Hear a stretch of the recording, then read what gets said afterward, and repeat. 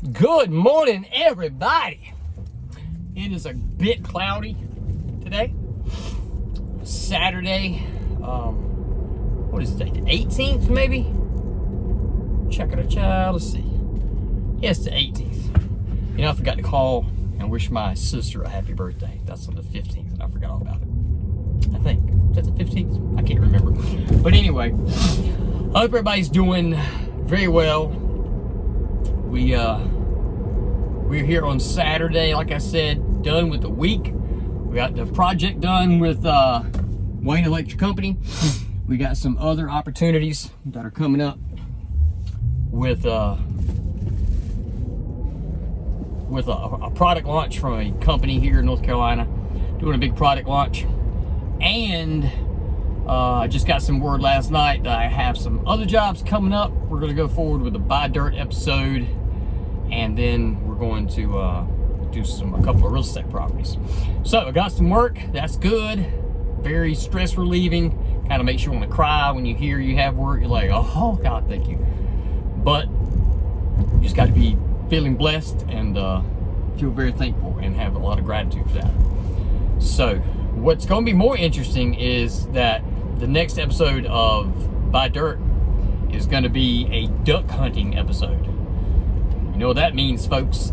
They're going to put me, Michael Jones, what a lot of country boys consider a city boy, even though I'm really like a southern redneck, minus, I don't like outdoors and stuff.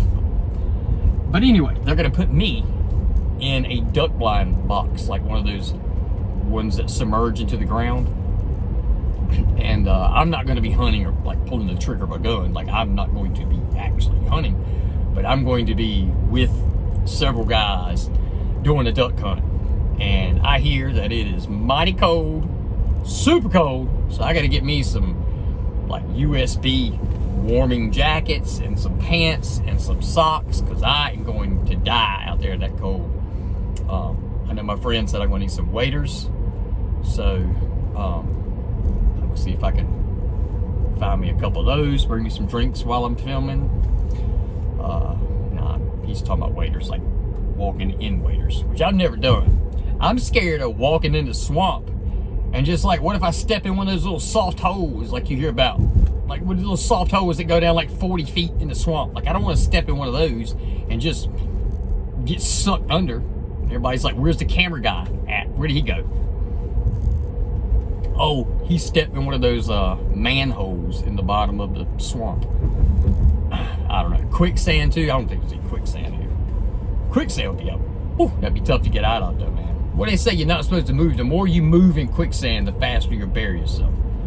But if you're sinking, how are you not supposed to move? Try to get your body flat on top of the sand. Try to just lay big like this. So you won't fall into quicksand, so you won't sink. The last thing you do is you want to like get like this and just sink straight down like a missile. But I came to Wilson this morning. I got a haircut. Woo! I gotta get home. Man, look at that gray. Jesus Christ, look at that gray. I told him, I said, cut it short. So he does. He basically cuts all my hair dye out. Look at that. Look at that shit. Man, you can see my scalp. But look at that. What is that? Look, it's like one little piece of hair I got to come out. Man, that sucks. What is that? That looks so retarded, but I don't have gel in it. Oh, I hate it. Why couldn't I have Brad Pitt hair or Christian Slater hair? Tom Cruise hair, where they just, their hair is just hanging, and then they just take their hand like this and they go, well, I just blew it. And when they do, it just goes, it just lays like, just sweeps them around the face like Elvis. Never had that gimme good hair. Elvis has some damn good hair. He has some really good hair. But instead, I got this thin 19 cowlicks in the front, 42 in the back. They're all fighting each other from each way that they go. My barber's like, man, I've never seen a head like yours. He's like, your swirl starts like this, swirls out, and then when it gets to the front, your cowlick throws it back that way. So I always look messed up because I got I got a back of the head that's supposed to go one way, and I got a front of the head that goes the other way. So I don't know. But now I'm driving back from Wilson to Goldsboro, and just thought I'd get up here and chat a little bit. They got the wildfires going on still in LA and surrounding areas. That would suck really, really bad. I know some people say like, well, man, they're rich, don't worry about it. You know, I ain't feeling sorry for them because they're rich. But you shouldn't feel like that, man, because one, you don't know if they're rich. Two, they may just make a lot of money and have an expensive lifestyle. And I mean, there's several other reasons. You don't want a house to burn down, lose all their memories and stuff, man. You know, it's a lot. You don't want to wish that on anybody or be happy because it happened to anybody. Whatever they got, you know, they either earned it or somebody gave it to them. But no need to wish harm on them or be happy that their house is gone. I mean, there's probably a couple of a-holes up there that, you know, or mean people. Just be like, well, I had got to hang that off, sorry. But, daggone. Out here in Wilson on Forest Hills Road, they are building up something. A huge lot that sits across from the old Lowe's and BB&T building. That lot has got some stuff going on in it now. Man, I wish they'd get a EV charger in Sheets. Most of the Sheets has EV chargers, except Wilson. Which Wilson has that monstrous charging station out there by 95, which I guess is smart because it's on 95 and 264. It's right off both. So I think that'd be cool. I think that'd be a cool thing that they got. And those chargers are nice too. And you got Crystal's burger place there. Burgers are alright if you could ever get the people to order or take your order correctly. But Crystal's is there, and then you got a couple of gas stations and McDonald's, and Cracker Barrel, Starbucks, Jersey Mike's, Wawa, Ha. But I wish Sheets had one, because on this side of town they don't have any electric chargers. But I don't know. I'm fine coming to Wilson though, because I mean I left the house this morning. I drove around a little bit, ran a couple of errands. Gonna end up, I think I had like 65%. I left Goldsboro, came all the way to Wilson, got my hair cut. I went to Walmart, picked up a few things, came back, and I'm at 42%. So 42% roughly is 109 miles left. So I've got 42%, that means I can go roughly 109 miles. But I always keep it on the percentage instead of the mileage. They say it's more accurate for the percentage. But I'm basically just letting FSD drive home, see how well it does, as long as it doesn't try to pull me into any traffic or run off the road. But like right now, it's taking a curve, not a curve, but it's taking a turn off an exit ramp onto 264. Yes, FSD is a little scary when you first start, but you kind of get used to it. Like, you know, my foot's like ready to go on the brake. I'm watching the road, even though you might think I'm looking at the camera. The road is my main focus, and the camera's just kind of there. A lot of times I'll get nervous when it merges, because it kind of merges and it gets kind of close to the line, but you'll be coming in beside a truck. See the Sheets truck I just came in beside? And then now the car is kind of merging over to the Sheets truck. And now it's merging back over into the lane that it just came out of. It does some weird stuff like that. And now it's got to take the exit ramp. On to 795, and then poof, we're off to Goldsboro. So today I think I'm just going to try to enjoy myself and not work. I'm probably going to post a couple things on Instagram and Facebook, but for the most part, I don't think I'm going to work. I don't think I'm going to work at all. Maybe Amber and I can find something to do. I did just sell one of my computers. I've had a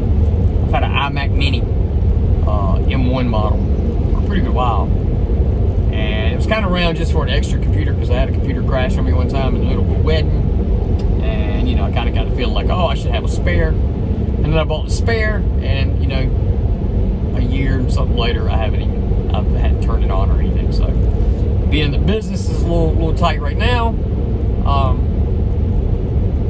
I went ahead and looked through the office, and I was like, you know what, something I could lose is that computer, and, you know, help me live life a little easier as far as finances. So I decided to sell it. So a good friend of mine's daughter needed a computer, so I gave him a little deal on it. I'm supposed to meet her today and give her that computer.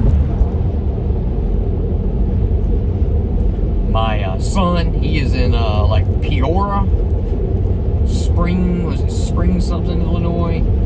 Yeah, it's weird looking on the map and like seeing my location, North Carolina, and my son is like all the way across the United States, like halfway, you know, not all the way, but halfway across the United States. That's very weird to see. But yeah, it makes me worry about him. Make sure, you know, want to make sure he's around good people, and you always want to protect your kids and stuff like that, but you can't all the time. And he's 22, you know, so I gotta let him live. It's tough though, man. Woo. I'm gonna talk about that, but it is. It sucks, man. I don't know if you're close to your kids, but when you are, or you love your kids, like I do mine, it sucks you can't get close to them. I mean, even if some of it's your own fault, you don't have the right skills, or you're not as close to your daughter or son because you don't know how to talk to them, or just can't, or for whatever reason, it sucks. Because you do want to see them, it's your own flesh and blood. You want to see them, love them, and find out what they're doing in their life, and then when they act like they don't really care if you know, or they kind of don't involve you in their life, kind of makes you feel a little worthless, you know. I guess that's just parenting. I don't know. My father, he had a very abusive father, and I remember he told me like one of the worst times, the biggest hurt he ever had was when he had 5 brothers and 2 sisters. 4 brothers and 2 sisters.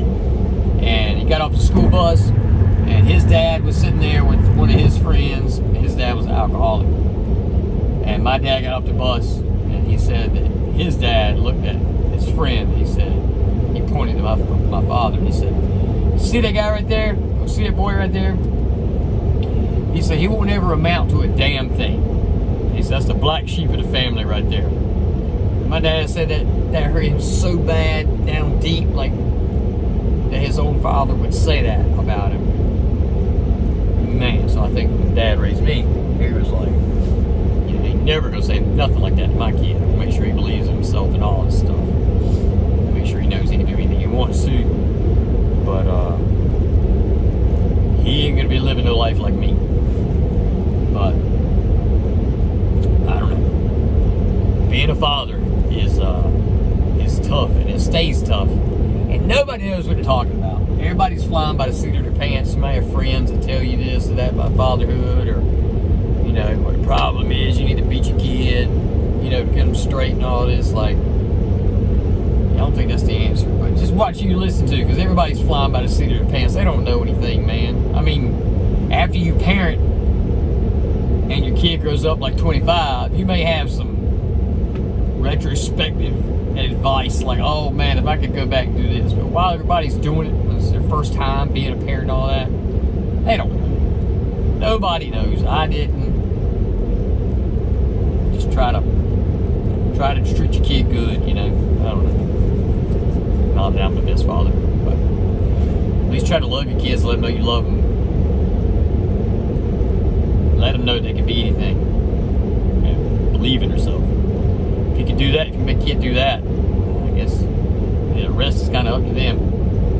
Try to control who they hang out with. I guess my kids have had pretty good friends. I don't really know of any losers, you know, loser type, just bad trouble people that they hang around. So I guess that's pretty good. And I guess my son's girl, I guess she's nice. I met her once. She seems cool. He definitely thinks a lot of her, so as long as he's happy, she's treating him good and doing him right, and he needs to be treating her right and doing her good, you know, treating her good as well. So, but guys, I'm just kind of jabbing here on the way back from getting a haircut in Wilson. Peace out, everybody. Peace and love. Peace and love. Pickup truck. I can take it if I wanted to, but I'm not going to. Let my car drive me. All right, guys. Peace out. Y'all have a good one.